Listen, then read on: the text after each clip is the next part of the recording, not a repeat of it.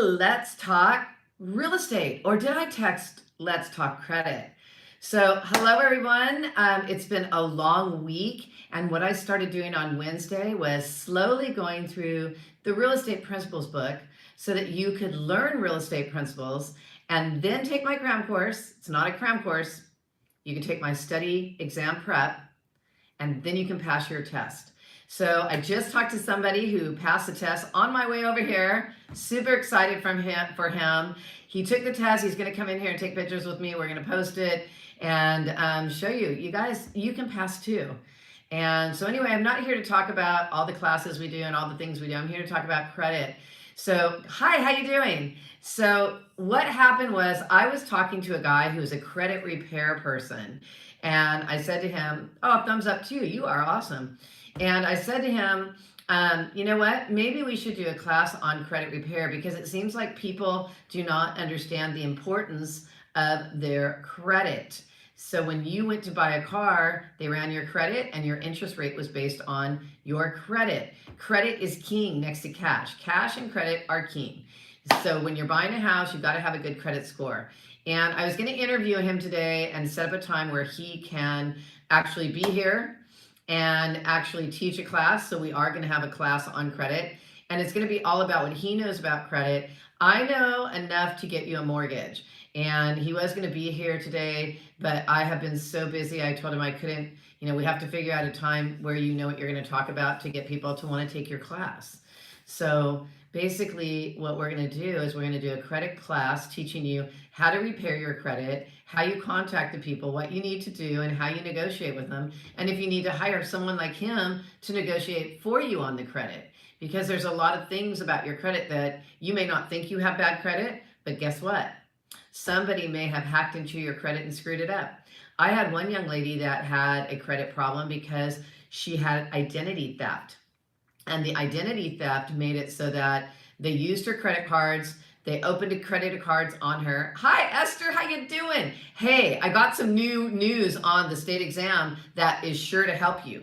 So I'm not going to share it live because this is one thing that I have that no one else has. And, I'm sharing everything, and then other people use what I have. And you know what? I'm one step ahead of them.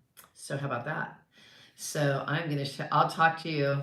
God, my eyes look really bad. One of the persons in my brother's phone who kept texting him, I finally called her and she just started crying when I told her he passed away. She had no idea. So it's really hard when you talk to people who have really heartfelt for somebody and they didn't know that they were gone. But anyway, we're talking about credit. So the first thing you got to know is if you want to buy a home, you have to have good credit and you have to pay your rent on time, because what happens is we send a letter to your landlord that says, have they paid rent on time? And if they say they haven't paid rent on time, that's like not paying your mortgage on time. You cannot have a 30-day rent payment or a 30-day mortgage on your credit in the last 1 year, or you won't get a loan through Fannie Mae and Freddie Mac. So starting with the easy part, people have high credit and they have low credit, okay? If you have a credit score that's lower than 580, you need to bring your credit score up. And if you have if your credit score is over, so 580 is the magic number for FHA. Now, FHA will also give you a loan if your credit score is really low as 500. So the guidelines from FHA say you can have a 500 credit score and still get a house. But unfortunately, the lenders have these things called overlays. An overlay is when the lender goes, I get that FHA will let me have a 500 or a 520 credit score, but we're lending the money and we're not going to take that chance. So our overlay says we'll do FHA loans as low as 540 or as low as 580. So if the lender doesn't want to do it, that's an overlay, and it's laid over the guidelines of FHA. Now, FHA doing a low credit score like that, a 500 credit score, usually you have to put down more than the 3.5 that's required on FHA. So FHA only requires 3.5% down, but if you have a 500 credit score and you come in with 15% down, FHA will do the loan, but the lender might not. So the best thing that you could do is be at least at 580. That's the lowest, okay? Now, how do you get your credit score up? That's what that guy is going to talk about in his class when we have a credit class. He's going to talk about how you increase your credit score, what you say to them, and how you negotiate to repair your credit. And one of the things that you can do is build your credit. Building your credit would be, there is a company that I use, it's called Credit One. Yeah, you might want to write that down. Credit One. If you have somebody that is going to be buying a house through you because you're a real estate agent and you run their credit and their credit's not very good, Credit One is a really good bank that what they do is they start you slow. They say, give us $300 and we'll give you a $300 debit card. And so you can go $300 at a time. Then after you have that debit card at $300, then you can have that increased. You give them more money and they let you use more money. It's like a bank card. It's not really like a credit card. But what they do is once you've had that debit card with them for a short period of time, they'll offer you an actual credit card. And they will build up your credit, and they will even give you a second credit card that can go with a higher limit. And they are awesome at helping you build your credit. The other thing that you could do is, if you can't get a credit card, is maybe get, I hate to say this because parents don't like doing this for their kids, is maybe get your parents to co-borrow on a credit card for you. Hi, Mark, how you doing? Aw, I don't feel very beautiful, but that's very sweet of you because I was crying and I had to redo my makeup and get my eyelashes on to get down here because I want to try to do this at 3:30, between 3:30 and 4 every Friday night. However, I don't know if you know it, I'm doing the principals class in the morning at 9:30 in the morning, and I go usually for a half hour to 45 minutes. And that's free for you guys that are trying to learn about real estate. So now, if your credit score, so that's FHA. FHA will do your credit score as low as 500, but technically, then you're going to need a bigger down payment. So if your credit score is 580, then you can still do the 3.5% down. Next, conventional loans. So we have different types of loans, and each type of loan has different types of loans inside them. So like FHA. FHA, you can do 3.5% down, and pretty much almost everybody does on FHA with the bad credit or with good credit. They will do, you could do the 30-year fixed, or check this out. On FHA, you can do what's called the 203K. Did you get that? 203K. The 203K is where you buy a home that is not up to FHA standards, so it needs a lot of work. And you say, I'm going to take this home, I'm going to buy it for $450, I'm going to put $30,000 into it, and it's going to be worth $500, and we're going to move in and live there. And what they will allow you to do is you have to find a contractor that's willing to work with you on a 203K. And the reason they have to be willing to work with you is they have to do a full bid before you even buy the house. And it has to be approved by the underwriter. And then you have to hire that contractor to do the work on your home, because FHA will release the money to them as they work. So that's a 203K on FHA. You can actually do a purchase, fix it up, live in it for a year or less, and sell it like a flip. Did I just say that? Shh, like a flip. Okay. Then the next loan that you're going to have is a conventional loan. Let me explain something about the difference between FHA and conventional. Okay. FHA is 3.5% down for first-time home buyers. Conventional has 3% down. Okay. Did you just hear that? And but on the conventional one, you have to go to a home buyers class. But the other thing is, FHA has their mortgage insurance, and they have an upfront mortgage insurance premium. And that upfront mortgage insurance premium is pretty high. Okay. So it's on top of the loan. So on FHA, you have your loan amount, and then that's your base loan amount. And then you have your actual loan amount, because what you do is you add in the mortgage insurance premium. And then you have a monthly mortgage. Follow me on this one though. On conventional, if you put 3% down, you're going to have mortgage insurance, but there's no upfront mortgage insurance. So it's less expensive that way.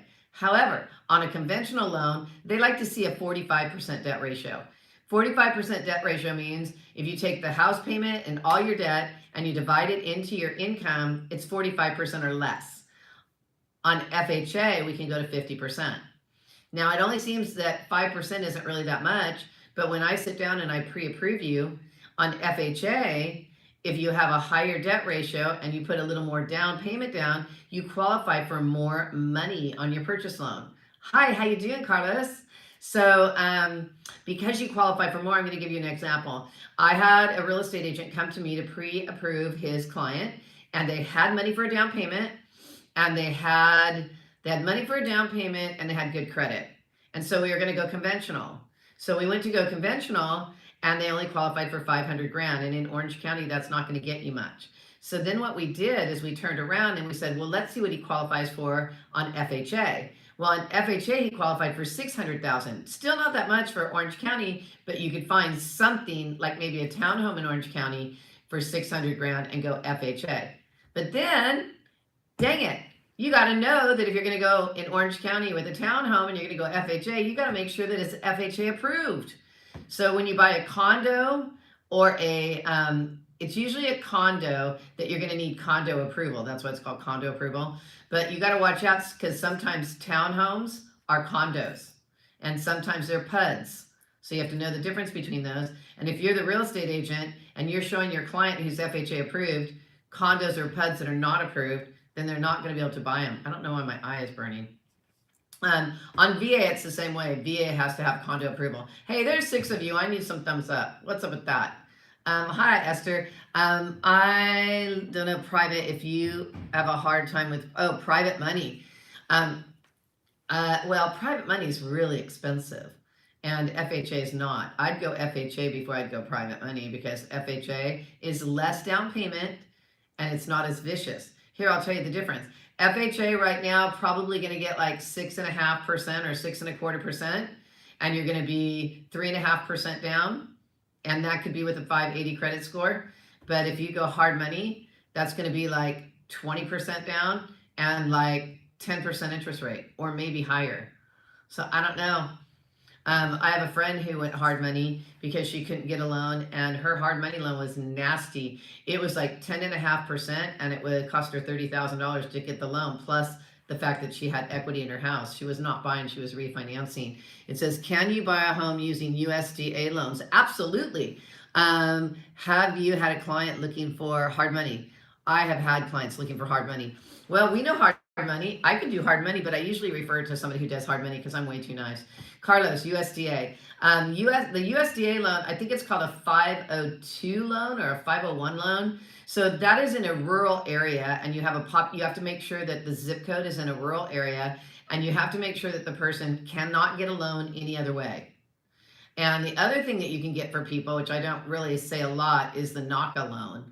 NACA is it was originally to help people who were losing their homes, and then they actually started doing home loans for people that are low income. So NACA is a pretty good idea. If you can't get a loan for somebody, I would try them, but they have to go through classes and they have to go through a lot to get their loan, but it's worth it. Because I had a girl in one of my classes that said she did a NACA deal and she got 1.25% on a 30-year loan. How about that? So there's all this stuff out there that most people don't know about. And when I'm pre-approving somebody, I'm looking at which way can I get them what they want, because I don't want to get somebody pre-approved for more money than they want to have a payment. Because that's the other thing you got to ask your client. You qualify for $780,000, but this is the payment. And if this is the payment, is that a payment that you want to have or you want to afford? Because a lot of times when I sit down with somebody and I say to them, I go, the first thing I say is I go, obviously you're renting, how much are you paying for rent? And they'll tell me. And then I'll say, how much are you expecting to pay when you buy a home? And they're like, oh, the same amount. I get that like 9 out of 10 times with first-time home buyers. I want to pay the same amount of money I'm paying for rent. That's not going to happen. It's not going to happen unless you're going to move from a place where you're on a single family home with a 3-bedroom, 2-bath, and you're paying $5,000, and you move into a small condo because you want to own your first place, and that small condo may not be $5,000 a month. It may be only $3,200 a month. So you have to weigh the differences. But what most people don't know when they're buying a home is they don't know how the numbers work, and they don't know about how the taxes work. I don't know why my eye is burning so much. It's really killing me. So I just wanted to get online today for a short period of time so I wouldn't let you guys down and give you some good information and help you maybe start looking with first-time home buyers and looking how you can invest in property, because the only way to wealth, honestly, the best way to wealth and probably the most for sure way to wealth is always going to be real estate, because real estate's going to get it. It just, some people think that real estate is a quick thing. It is if you're doing what we call wholesaling, but I don't know how long. I mean, wholesaling's been around for a long time, and they've gotten away under the wire of how they do real estate, because they're saying they're not selling real estate, they're selling contracts. Department of Real Estate doesn't know how they feel about that. They're taking kind of a long time to get on it, because all of us guys are getting our real estate license and we're doing the right thing, while people are wholesaling on the side, really doing real estate, and they're saying, no, we're not, we're doing contracts. That's a whole nother game. I know that some of you can put your thumbs up too, because there's some of you on there. So anyway, FHA versus conventional. FHA is going to be easier to qualify than conventional. And on both deals, with the 3.5% down and the 3% down, you could use CalHFA, and CalHFA will give you, you have to look at their programs and you have to look at your qualifications. What are you saying, Esther? It says, are you rent to own? Are rent to owns real? Depends who has it. I'd be very careful with somebody who gives you a rent to own. If it's a rent to own, see, sometimes what people do is they think that they're smarter than the banks. I don't know. So I had an engineer who had 5 properties, and he was older and he knew that he wasn't going to live forever. And so what he did was he had 5 properties and he was selling a couple of his rentals. So what he did was he offered to his tenants, if they wanted to pay a slightly higher payment, that they would, he would do it in a mortgage situation versus a renting situation, so that he could get more money and charge them interest and he could write off. So you have to figure out what you can and can't do, because sometimes what a seller will do is a seller will carry back the money and do like a rent to own. And they'll do that because if they sell the property to you, but they don't take all the money, they give you a loan instead, they get a different tax break. So you have to know all the tricks with the taxes. Like I said, Robert Hall and Associates is one of the places I refer a lot. They probably don't even know that I do, but I always talk about them because they have free seminars, and their tax accountants are phenomenal. They're there for real estate investors. In fact, what I did was I sent my son there and he incorporated through them, and he can't talk highly enough about them because they helped him so much with his tax issues. So you always want to make sure that you're doing the right thing so that you don't get yourself in trouble, because it's great to make a lot of money, but you do have to give a portion of it to, the IRS. So that's just a fact. So, but if you do your taxes right and you make sure that you do them right, but you do the right write-offs, write-offs help you. And that's why people invest in real estate, because when you have real estate on the home you live in, so this is what I tell people who are first-time home buyers when they say, I want the same house payment as the house payment that I have on my rental. And I go, you know what? It's going to be higher because you're going to pay property taxes, you're going to pay interest on your mortgage, and you are going to get write-offs though. So what you're going to get when you buy a home, so you have to understand, follow me carefully. I'm teaching you good stuff right now. So when you buy a home, you have PITI, principal, interest, taxes, and insurance. So if you put less than 20% down, when you make your house payment, you're going to pay all 4 of those. If you put more than 20% down, you could just do principal and interest and pay your taxes and your insurance by yourself. And you would pay your taxes in December and April, and you'd pay your insurance every January. But if you have it impounded, where you pay it all at one time to your mortgage person, then you don't have to come up with the money when they're due, because your mortgage company will pay it when it's due. So that's principal, interest, taxes, insurance. Then I say to them, look, when you're renting, you're only paying rent. When you're living in the property, you have a goal, because you're eventually going to acquire equity. There is a house next to me that belongs to HUD. Is that like a foreclosure? That is a foreclosure.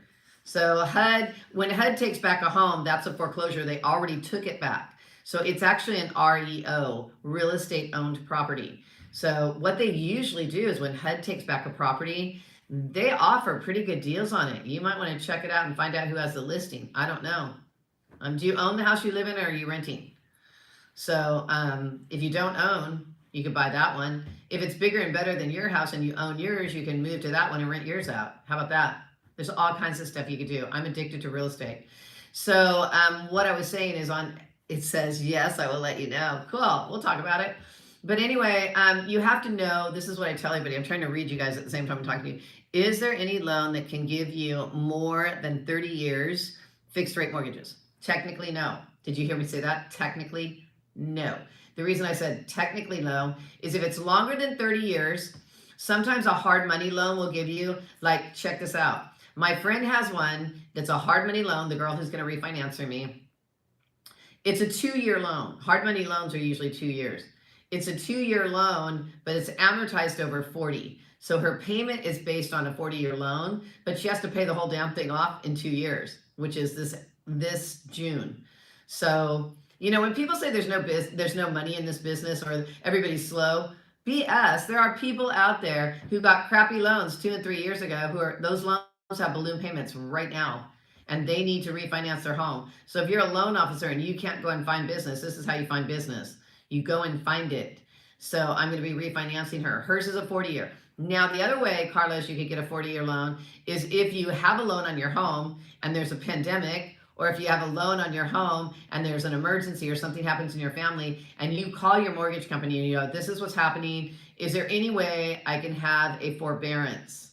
When they come back on the forbearance, a lot of times what they do is they lower your interest rate and give you a longer term. So when the pandemic came, my wonderful Governor Newsom, hi guy, what he did was when he opened his big mouth and busted into our contracts, because basically legally what he did was he intruded in a legal contract, and that's actually illegal and you can sue somebody for that. So I don't know why I shouldn't even say that. I don't know why landlords aren't suing the state of California or suing Governor Newsom for busting in on our legal contract. I guess the pandemic makes it so that you can do that. You can be illegal, because when he said, renters, you don't have to pay your landlords, my renters stopped paying me. And when my renters stop paying me and they're supposed to be paying $7,000 a month and my house payment's $6,500, I need that rent to pay for the house. So what I do is I called my lender and I said, my tenant's not paying me, but he's not paying me because our governor said he didn't have to, so I need some help from you. So I negotiated with my lender and I went from, check this out, I went from 5.5, actually I think it was 5 3/4. I went from 5 3/4 to 2.5%, and they switched it from a 30-year loan to a 40-year loan. So when you ask me about how can you get a 40-year loan, usually you can negotiate with your lender if you have a valid reason to try to get your payment down. So usually they won't talk to you about negotiating with you unless, of course, you're already behind in your payment. But once you have one mortgage late, you can't refinance. You have to wait till that one mortgage late. Hi there. The one mortgage late has to be a year old before you can refinance, because Fannie Mae and Freddie Mac guidelines says, Fannie Mae and Freddie Mac guidelines says that you can't refinance your house if you have a one 30-day late on your mortgage. So what a mortgage banker might do is a mortgage banker might go, okay, his 30-day late is 10 months old. If we finance his home and he pays on time for 2 months, now he has a year paid in full, and they can do it. It's called, this thing is a crazy thing. I don't share this with very many people. It's called a scratch and dent loan. So scratch and dent loan is where you take a loan that has a problem and you buy it. And then when they start making the payments on time and the loan's cleaned up now you can take that loan and sell it to Fannie Mae and Freddie Mac and make money off of it. There's so much things out there in the loan world that people don't even know exist. There's so much fun stuff, but you have to like to do those fun things. And, I really love doing loans because I like helping people buy homes, and I like showing them, look, if you think your house payment is going to be the same as your rent, let me show you what you can do. Are you ready? So what you can do in order to afford a house payment that's higher than your rent is, think about this. Now, remember, I'm not a tax accountant and I'm not an attorney. I am a real estate broker and investor. Okay, got that? Real estate broker and investor, not an attorney, not a tax accountant. So now I'm going to tell you what I did. So basically, when I'm talking to somebody who wants to buy a home, I ask them what their rent payment is, or how much money they make, and what their credit's like. I ask them a lot of questions, and then I say, what kind of payment can you handle? And they usually say somewhere close to their rent. And then I say, how many dependents do you have on your taxes? And almost everybody has 0 dependents. Let me just tell you, everybody uses 0 dependents, because that way when tax time comes and they do their taxes, they don't have to pay income taxes. They get money back. Well, if you're getting money back, you're letting the government use your money, because you're going, I don't want to have to pay. So I'm going to pay them more every month so that I get more money back. You're thinking that the IRS is a savings account, and it's not. So what you do, remember, I'm not a tax accountant, is you go to your tax accountant and you say, I want to buy a home. And they say, okay. And you say, can I take more dependents from my work? So you go back to your work and you change your W-9 and you put more dependents on there. You put like 3 or 4 dependents. Then you get more money now. Yes, you may have to pay taxes here, but you might not have to, because you want to have a good accountant that can go, okay, this is how much money you make. If you change your dependents to this, you're going to get this much more money. But when you buy a home, you're going to be able to write off your interest and your property taxes on the house you live in, your interest and your property taxes. Those are the two things you get to write off. Plus in California, I'm not sure if it's a national thing or a California thing. Hey, you guys, I need some thumbs up. It's not that hard to press a button, and you're learning lots of great stuff from me. So when you go ahead and you do your taxes, there's also a homeowner's exemption. It's $7,000.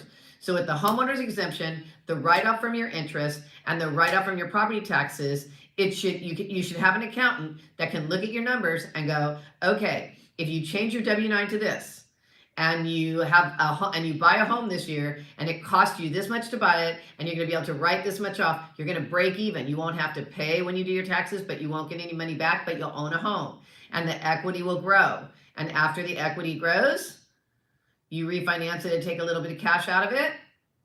Then you wait a little while, and you buy your next home, and you keep doing this. This is called pyramiding, okay? That's how you start building wealth. And that's what I did. I bought my first property. I believe I was around 18 years old. I still have that property. I refinanced it. I bought a duplex in Texas. I refinanced that. I bought another home in California, and I just kept going until I got to too many and I was too tired to do anymore. So that's what you do to build wealth. Okay. You can also do other things. You can flip homes too. Now, on the properties that become rentals, when they're a rental, you get to write off everything on the property. You get to write off the maintenance, you get to write off the HOA, you get to write off the everything. So that's why you want to do that. But you can't do that if you have bad credit, because that's what I came on here to talk about in the first place. I was only going to talk for like 10 minutes about credit. And so you really do have to make sure your credit's good. If you need to build your credit, the place I said that's really good to help you is Credit One Bank. And they're super good about helping you build your credit. I know because I actually use them. So they are from my experience. And then if you have collection accounts and you need to negotiate them, be careful. Because don't do anything that you don't know you're doing until you do it, because you don't know what you don't know. Because once you pay a credit card company money after you've been in collections, now you're starting the time over again. And that's not a good thing to do. So you guys, if you have questions about credit, you can call me and I'll give you that, or text me and I'll give you the guy's number that helps people fix credit. A lot of times it's worth it, because the better the credit, the more you're going to save on your interest rate. So there's all kinds of things I can help you with real estate. So I'm here to help you. And we're trying to do Let's Talk Real Estate every evening. However, I'm going to go to TikTok. So I do Let's Talk Real Estate. Then I go live on TikTok. I don't know if I can do it today because I got kicked off the other day. I don't even know what I did. I have no idea what I did, and they won't tell me what I do when I get kicked off, which is so stupid. But tomorrow I'm doing the real estate exam prep, and it's live, but I'm not going to be online. I'm super sorry, because that's one of the things I charge for. I charge for the exam prep, and I charge for specialty classes like I got my license, what do I do, and understanding the mortgage process. So you guys know I know what I'm talking about, because I actually do this stuff, and I look forward to helping you and answering your questions in real estate. Feel free to text me. Everybody knows my number. It's 714-745-6348. I look forward to seeing you in the real estate world. Have a great weekend.